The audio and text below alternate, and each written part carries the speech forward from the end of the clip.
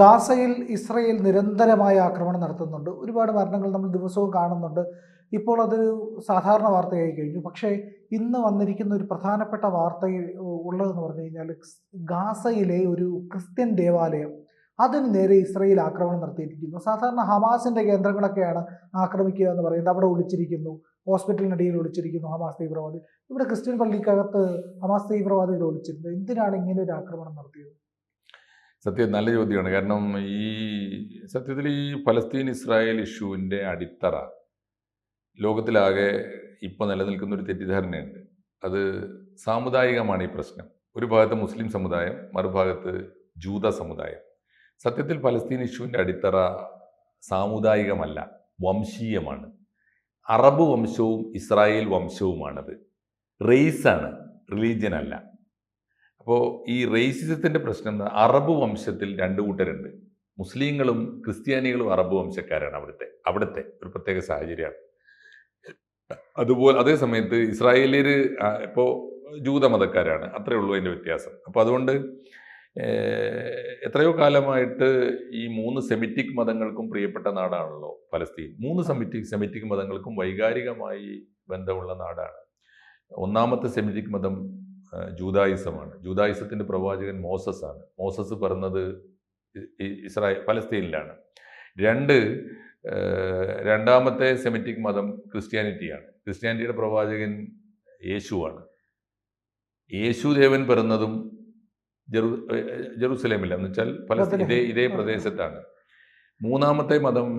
മൂന്നാമത്തെ സെമിറ്റിക് മതം ഇസ്ലാമാണ്. ഇസ്ലാമിൻ്റെ പ്രവാചകൻ മുഹമ്മദ് നബി പിറന്നത് അവിടെയല്ലെങ്കിലും വിശ്വാസപരമായി മുസ്ലിങ്ങൾക്കും ഏറ്റവും പുണ്യപ്പെട്ട നാടാണ് ഫലസ്തീൻ. അതിൻ്റെ കാരണം ഇപ്പം മുസ്ലിങ്ങൾ നിസ്കരിക്കുന്നത് മക്കയിലെ കഅബയിലേക്ക് നോക്കിയാണ്.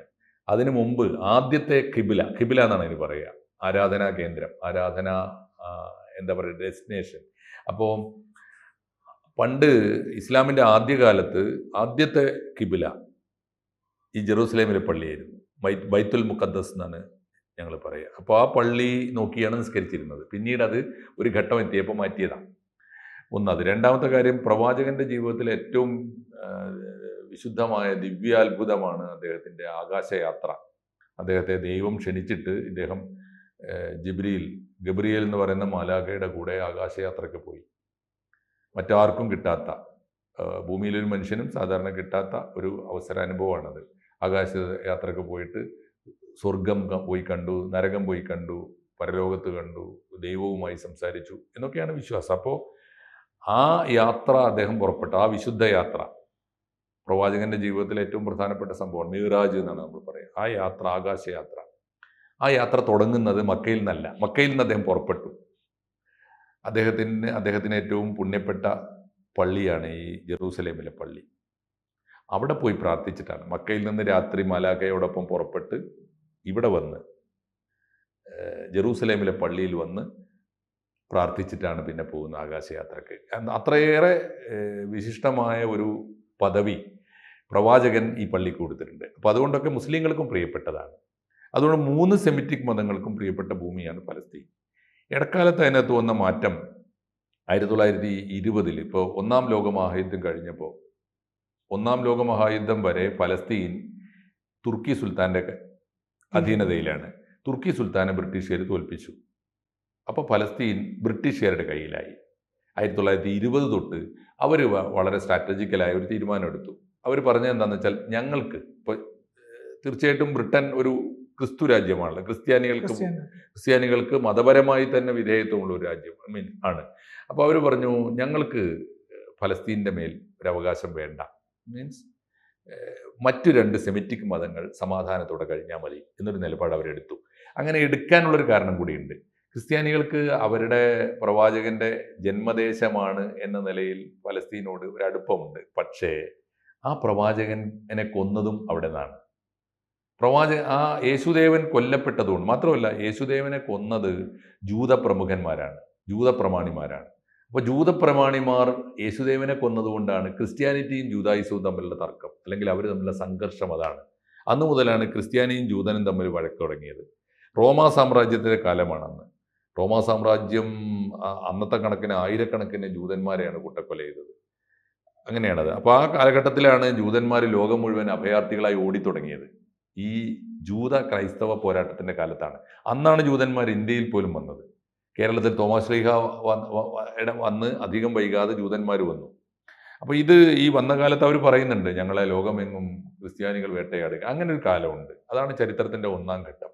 അപ്പോൾ അവിടെ മുതൽ പിന്നെ സംഭവിക്കുന്നത്, അതുകൊണ്ട് തന്നെ ഈ ശപിക്കപ്പെട്ട നാട്, ഞങ്ങളുടെ പ്രവാചകനെ കൊന്ന ജൂതന്മാരുടെ നാട് ഞങ്ങൾ ക്ലെയിം ചെയ്യുന്നില്ല എന്ന് പറഞ്ഞിട്ടാണ് ഫലസ്തീനെ ഈ ജോർഡാൻ റിവറിനെ ഒരു അതിർത്തിയാക്കി എടുത്തിട്ട് അതിൻ്റെ കിഴക്ക് ഭാഗത്ത് ജൂതന്മാർ അധിവസിച്ചു കൊള്ളട്ടെ, ഇപ്പുറത്ത് അറബ് വംശക്കാർ. ഓർക്കണേ, അപ്പോഴും മുസ്ലിങ്ങൾ അപ്പുറത്തും ജൂതന്മാർ ഇപ്പുറത്തും എന്നല്ല. ഒരു ഭാഗത്ത് ഇസ്രായേലിയരും ഒരു ഭാഗത്ത് അറബ് വംശക്കാർ. അറബ് വംശക്കാരുടെ കൂട്ടത്തിൽ ക്രിസ്ത്യാനികളുണ്ട്. പക്ഷേ ശപിക്കപ്പെട്ട നാടായിട്ട് ഈ നാടിനെ കണക്കാക്കിയതുകൊണ്ട് മറ്റെങ്ങുമുള്ള ക്രിസ്ത്യാനികൾ ആവേശപൂർവ്വം അവിടെ വന്ന് താമസമാക്കിയിട്ട് അവിടെ ഒരു വലിയ ജനസംഖ്യ ഉണ്ടായില്ല. അവിടെ ഉണ്ടായിരുന്നവരങ്ങനെ പരമ്പരാഗതമായി വന്ന് ജീവിച്ചു പോയി എന്നുള്ളത്. അതുകൊണ്ട് അവർ ന്യൂനപക്ഷമായി തീർന്നു എന്നേ ഉള്ളൂ. അപ്പോഴും അറബ് വംശം എന്ന് പറഞ്ഞാൽ മുസ്ലിംസ് പ്ലസ് ക്രിസ്ത്യാനികൾ ആണ്. ആ സ്ഥിതി അവിടെ ഉണ്ട്.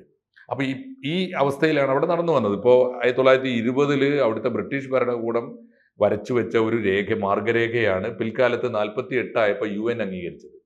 ആ മാർഗരേഖയാണ് ഈ ജോർഡാൻ റിവർ അതിരായിട്ടിട്ട് ഒരു ഭാഗത്ത് ഇസ്രായേലും മറ്റേ ഭാഗത്ത് ഫലസ്തീനും വന്നത്. അത് ഇസ്രായേൽ അംഗീകരിച്ചു, ഫലസ്തീനികൾ അംഗീകരിച്ചില്ല. അതാണ് അന്ന് മുതൽ സംഘർഷം ഉണ്ടാകുന്നത്. ഫലസ്തീനോ അറബ് രാഷ്ട്രങ്ങളോ ഇസ്രായേലിൻ്റെ ഒരു എൻറ്റിറ്റി അംഗീകരിച്ചില്ല എന്ന് മാത്രമല്ല, ഇസ്രായേൽ അത് അംഗീകരിച്ച് മുന്നോട്ട് പോയി. ഇസ്രായേൽ അന്ന് മുതൽ രാഷ്ട്രം ഉണ്ടാക്കി, അതിർത്തി ഉണ്ടാക്കി, പട്ടാളം ഉണ്ടാക്കി, വികസനം ഉണ്ടാക്കി, ആയുധങ്ങൾ ഉണ്ടാക്കി, ശാസ്ത്ര സാങ്കേതിക രംഗത്ത് നേട്ടം ഉണ്ടാക്കി. അവർ എഞ്ചിനീയറിംഗിൽ വളർന്നു. അവർ ലോകം മുഴുവൻ കരാറുകൾ എടുത്തു. അവർ വലിയ രാജ്യമായി തീർന്നു. ഫലസ്തീൻ അപ്പോഴും പൊരുതിക്കൊണ്ടേയിരുന്നു. ഫലസ്തീനും അറബ് രാഷ്ട്രങ്ങളും ഇസ്രായേലിനോട് ഒരു പോര് പോലെ പൊരുതിക്കൊണ്ടേയിരുന്നു. വംശീയമായ ഈ പോരുകൊണ്ട് പോരാട്ടം തുടർന്നു. അവരങ്ങനെ നശിച്ചുകൊണ്ടേയിരുന്നു. അവർക്ക് രാജ്യം ഉണ്ടായില്ല. ഇപ്പോഴും ഫലസ്തീൻ രാജ്യമല്ല. അവർക്കൊരു അതിർത്തിയില്ല, അവർക്ക് സേനയില്ല, അവർക്ക് ഭരണകൂടം പോലും ഇല്ല. അവരവിടെ ഒരു ലോക്കൽ അതോറിറ്റി എന്ന് പറയുന്ന ഒരു ഫലസ്തീൻ അതോറിറ്റി എന്ന് പറയുന്ന നമ്മുടെ ഒരു ലോക്കൽ പഞ്ചായത്ത് പോലും സാധനമേ ഉള്ളൂ. അതാണ് സ്ഥിതി. അപ്പോൾ ഈ യഥാർത്ഥത്തിൽ ഫലസ്തീനികൾ തന്നെ 48 ആഗോള കരാർ അംഗീകരിക്കാത്തതിൻ്റെ ഫലമാണ് ഇപ്പോൾ അവർ അനുഭവിക്കുന്നത്. അവർക്കറിയാം ഇസ്രായേലാണെങ്കിൽ ഇനി മുന്നോട്ട് പോവില്ല, ഇനി ഒട്ടും മുന്നോട്ട് പോവില്ല. കാരണം അവർ അന്താരാഷ്ട്ര ധാരണ പ്രകാരം ഉണ്ടാക്കിയ രാജ്യമാണ്. ആ രാജ്യത്തിൻ്റെ സുരക്ഷ ഇനി നോ കോംപ്രമൈസാണ്. അവർക്ക് സീറോ ടോളറൻസ് ആണ് സുരക്ഷയുടെ കാര്യത്തിൽ. അതുകൊണ്ട് ഇപ്പുറത്താണെങ്കിൽ ഇവർ ഇപ്പോഴും കൊന്നുകൊണ്ടേയിരിക്കും. മീൻസ് ഭീകര പ്രവർത്തനവും ഈ പണിയാണല്ലോ. ഈ എന്താണ് പറയുക, ചാവേറുകളായിക്കൊണ്ടേയിരിക്കുകയാണ്. അതുകൊണ്ട് അവരാണെങ്കിൽ മരിച്ചു തീരുകയല്ലാതെ വേറെ വഴിയില്ലാത്ത അവസ്ഥയാണ്. അതുകൊണ്ട് ഒരു അവസാനമില്ലാത്ത യുദ്ധം തുടരുകയാണ്. ഈ സമയത്ത് ഈ യുദ്ധത്തിന് ഇപ്പോൾ വന്നിരിക്കുന്ന ഒരു ടേണാണ് നമ്മൾ ഒടുവിൽ കണ്ടത്. ഗസയിൽ അവർക്ക് വേണ്ടത്, ഗസയും ഇപ്പോൾ ഫലസ്തീൻ്റെ പ്രധാനപ്പെട്ട 2 പ്രദേശങ്ങൾ എന്ന് പറയുന്നത് ഗസയും വെസ്റ്റ് ബാങ്കുമാണ്. വെസ്റ്റ് ബാങ്കിൽ നേരത്തെ തന്നെ സമാധാനമുണ്ട്. പക്ഷേ ഇസ്രായേലിൻ്റെ കൺട്രോൾ തന്നെയാണ് അവിടെ. ജോർഡാൻ റിവർ കടന്ന് ചെന്നിട്ട് പടിഞ്ഞാറ് ഭാഗത്താണ് വെസ്റ്റ് ബാങ്ക്. അപ്പോൾ അവിടെ ഇസ്രായേലിൽ നിന്ന് ഇസ്രായേൽ പൗരന്മാരെ കൂട്ടത്തോടെ കൊണ്ടുപോയി കുടിയിരുത്തിയിട്ട് അവിടെ ജനസംഖ്യ വർദ്ധിപ്പിക്കാൻ തുടങ്ങിയിട്ട് കാലം കുറേയായി. കാരണം അവർ ഒക്യുപ്പൈ ചെയ്തിരിക്കുന്നു. അവിടെ ചെറുത്തുനിൽപ്പില്ല. കാരണം അവിടെ സമാധാനവാദികളായ അൽഫത്തഹിനാണ് ഭൂരിപക്ഷം. ഗസയിലെ സ്ഥിതി അതല്ല. അവിടെ തീവ്രവാദികളായ ഹമ്മാസാണുള്ളത്. അവരാണെങ്കിൽ ഈ പാവപ്പെട്ട ജനങ്ങളുടെ ഉള്ളിൽ ഒളിച്ചിരുന്നിട്ടാണ് ഈ ഭീകരപ്രവർത്തനം മുഴുവൻ നടത്തുന്നത്. അതുകൊണ്ട് തന്നെ അവിടെ വലിയ കഷ്ടനഷ്ടങ്ങൾ ഉണ്ടാകുന്നുണ്ട്. നിരപരാധികൾ കൊല്ലപ്പെടുന്നുണ്ട്. കൊച്ചുകുട്ടികളുടെ ദീന നിലവിളിയുണ്ട്. അപ്പോൾ ആ ഗസ നഗരം തന്നെ നശിപ്പിച്ചാലേ ആ തീവ്രവാദികളെ അവസാനിപ്പിക്കാനാവൂ എന്ന നയമുണ്ട്. അത് നശിപ്പിക്കുന്നുണ്ട് ഒരു ഭാഗത്ത്. അപ്പോഴും ഇസ്രായേൽ പൗരന്മാരെ കൊണ്ടുപോയി അവിടെ പാർപ്പിക്കുന്നുണ്ട്. എന്ന് പറഞ്ഞാൽ ഫലസ്തീൻ പൂർണ്ണമായും ഇനി അറബ് വംശം ഇല്ലാത്ത ഒരു ഫലസ്തീനാണ് ഇസ്രായേലിന് ആവശ്യമുള്ളത്. ഇസ്രായേൽ എന്ന വലിയ രാജ്യത്തിൻ്റെ മധ്യത്തൂടെ ജോർഡാൻ എന്ന നദി ഒഴുകിക്കൊണ്ടിരിക്കും. ഇസ്രായേൽ എന്ന രാജ്യം ഈ പഴയ ഫലസ്തീൻ കൂടി ചേർന്ന രാജ്യമായി തീരും എന്നാണ് ഇവരുടെ പ്ലാന്. ഈ പ്ലാനിൽ അറബ് വംശത്തെ സമ്പൂർണ്ണമായി ഇല്ലായ്മ ചെയ്യുന്ന കൂട്ടത്തിൽ തീർച്ചയായിട്ടും അവരുടെ അജണ്ടയിൽ ക്രിസ്ത്യാനിറ്റി കൂടിയുണ്ട്. അതാണ് എൻ്റെ കാര്യം. അപ്പോൾ ക്രിസ്ത്യാനിറ്റിയുടെ ആ പള്ളി ചെറിയ പള്ളിയല്ല, ആ പള്ളി ഒറ്റപ്പള്ളിയേ ഉള്ളൂ അവിടെ ഗസയിലെങ്കിലും. ആ പള്ളി പോപ്പ് എപ്പോഴും നിരന്തരം ബന്ധപ്പെടുന്ന ബിഷപ്പുണ്ട് അവിടെ. ഫലസ്തീനികളുടെ പ്രശ്നങ്ങൾ അറിയാൻ പോപ്പ് നിരന്തരം ബന്ധപ്പെട്ടിരുന്നു. വളരെ അടുപ്പമുള്ള വളരെ പ്രധാനപ്പെട്ട പള്ളിയാണ്. ആ പള്ളിയാണ് ആക്രമിച്ചത്. അതിൻ്റെ അർത്ഥം ഞങ്ങൾ അറബ് വംശത്തിൽ പിറന്ന ക്രിസ്ത്യാനിയാണെങ്കിൽ പോലും ഞങ്ങൾ വിടാൻ പോകുന്നില്ല. നിങ്ങളെയും തുരത്തും, അവസാനിപ്പിക്കും എന്നാണ് അതിൻ്റെ ഒരു അർത്ഥം. അതിന് വേറൊരു കാര്യം കൂടിയുണ്ട്. പുതിയ സാഹചര്യത്തിൽ അമേരിക്ക ഈ ഇസ്രായേലിനെ ഏതാണ്ട് വെടിനിർത്തലിനൊക്കെ നിർബന്ധിക്കുന്നുണ്ടല്ലോ. അതിനൊരു ഡോസും കൂടിയാണ് കൊടുത്തത് എന്ന് വേണം കണക്കാക്കാൻ. ഇനി ഇതിൻ്റെ ഇമ്പാക്റ്റ്, ഒരു പ്രധാനപ്പെട്ട കാര്യം കൂടി നമ്മൾ കേരളത്തിലേക്ക് വരുമ്പോൾ, ഈ ഫലസ്തീൻ ഇസ്രായേൽ ഇഷ്യൂവിൽ നമ്മുടെ നാട്ടിൽ എന്നും അത് പ്രധാനപ്പെട്ട ചർച്ചാ വിഷയമാണല്ലോ. ഇവിടുത്തെ ലെഫ്റ്റ്, ഇടതുപക്ഷം പരസ്യമായി ഫലസ്തീൻ്റെ ഭാഗത്ത് എന്ന് പറഞ്ഞാൽ ഹമ്മാസിൻ്റെ ഭാഗത്ത് തന്നെ നിൽക്കും പരസ്യമായിട്ട്. ഇൻതിഫാദ, ഹമ്മാസ് ഒക്കെ സിന്ദാബാദ് വിളിക്കും. എന്താ കാരണം എന്ന് വെച്ചാൽ ഇവിടെ ജൂതന്മാർക്ക് വോട്ടില്ല ആണല്ലോ. മുസ്ലിങ്ങളുടെ 4 വോട്ട് കിട്ടുന്നെങ്കിൽ ഇങ്ങോട്ട് പോരട്ടെ, അതാണ് നിലപാട്. എന്നാൽ അതിന് സമാന്തരമായി മറുവശത്ത് ഈ കാസയെ പോലുള്ള സംഘടനയുണ്ട് ക്രിസ്ത്യാനികൾക്കിടയിൽ. അവർ പരസ്യമായി ഇസ്രായേലിൻ്റെ കൂടെ നിൽക്കും. BJP പരസ്യമായി ഇസ്രായേലിൻ്റെ കൂടെ നിൽക്കും. എന്താ കാരണം? ഇവരുടെയും ധാരണ ഇസ്ലാമിനെതിരായിട്ടാണ് ഇസ്രായേൽ പൊരുതിക്കൊണ്ടിരിക്കുന്നതെന്നാണ്. അപ്പോൾ ഒരു മുസ്ലിം വിരോധം ഇന്ത്യയിൽ BJPക്കും ഇഷ്ടമുള്ളതായതുകൊണ്ട്, കാസയുടെയും ഒരു അടിസ്ഥാന രാഷ്ട്രീയമായതുകൊണ്ട് ഇവർ പരസ്യമായി ഇസ്രായേലിൻ്റെ കൂടെ നിൽക്കും. ഇപ്പം എന്തായി ചിത്രം? ഇസ്രായേൽ നേരിട്ട് ഈ ക്രിസ്ത്യാനിറ്റിയെ കൂടി, ചർച്ചുകളെയും ക്രിസ്ത്യാനിയെയും കൂടി ആക്രമിക്കാൻ വന്നാൽ എന്താ അതിൻ്റെ അർത്ഥം?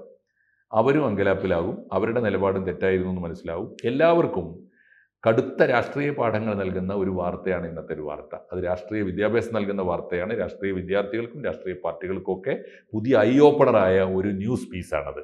അത് അതിൻ്റെ പ്രാധാന്യത്തോടെ ലോകം കാണട്ടെ. നന്ദി.